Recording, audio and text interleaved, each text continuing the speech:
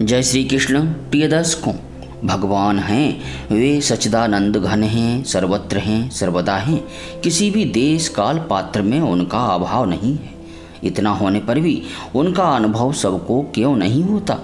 इसलिए नहीं होता कि उनका तत्व स्वरूप अत्यंत ही पवित्रतम और सूक्ष्मतम है।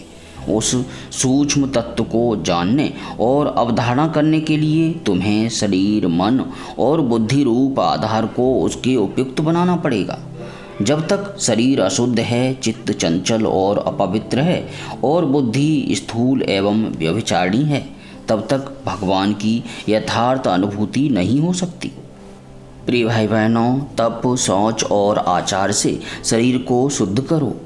सत्संग, भगवान नाम जप और भगवत गुणों के चिंतन से चित्त को शुद्ध और संयत करो।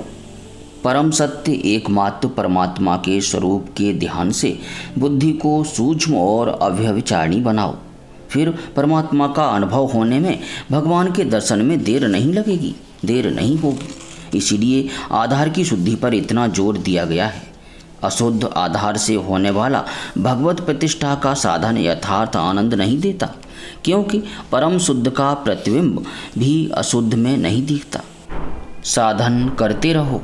श्रद्धापूर्वक साधन करते करते ज्यों ज्यों आधार शुद्ध होगा, त्यों ही त्यों उसे भगवान के पवित्र निवास स्थान बनने की योग्यता मिलती जाएगी और त्यों ही त्यों आनंद भी आने लगेगा।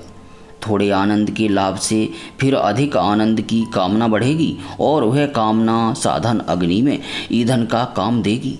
प्यारे प्रभु प्रेमियों, याद रखो, आधार की शुद्धि उस परम सत्य की प्रतिष्ठा के लिए अत्यंत आवश्यक है।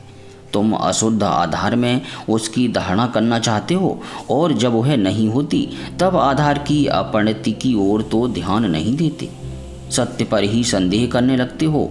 ऐसा न करो। शरीर, मन और बुद्धि को यम नियमों के द्वारा शुद्ध करने के प्रयत्न में पूर्ण रूप से लग जाओ। जब भगवान इस आधार मंदिर को शुद्ध, स्वच्छ और दैवी गुणों से सुसज्जित पाएंगे, तब अपने आप ही इसमें आ विराजेंगे। अब भी हैं तो सही, परंतु छिपे हैं। फिर पर्दा हट जाएगा और तुम अपनी संपूर्ण इंद्रियों से उनका सुख स्पर्श पाकर निहाल हो जाओगे। जब तक आधार की यथा योग्य शुद्धि और परिणति न होगी, तब तक उसमें किसी महात्मा के द्वारा भी शक्ति संचार किया जाना बड़ा कठिन है, क्योंकि अशुद्ध और अपरिणत आधार में शक्तिपात होना सहज नहीं। यदि किया जाता है तो शक्ति को वहाँ से प्रतिहत होकर लौट आना पड़ता है और बलपूर्वक शक्ति को रखे जाने की कोशिश होती है तो आधार उसे सहन न करके फटने लगता है, क्लेश बढ़ जाता है। कहीं शक्ति रह जाती है तो उसके निष्फल जाने की ही नहीं, उससे कुफल होने की भी पूरी संभावना रहती है।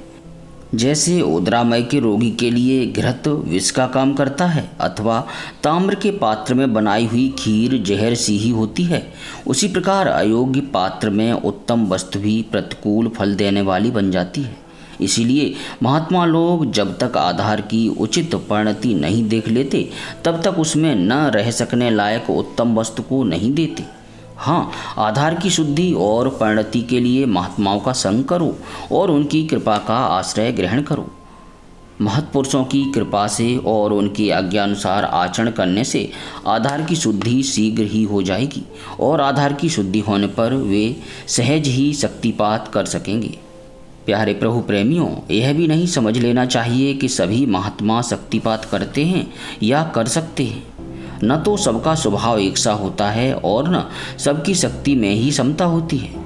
कई महात्मा शक्ति होने पर भी उसको काम में नहीं लाते, कई न्यून शक्ति से भी काम लेने की चेष्टा करते हैं।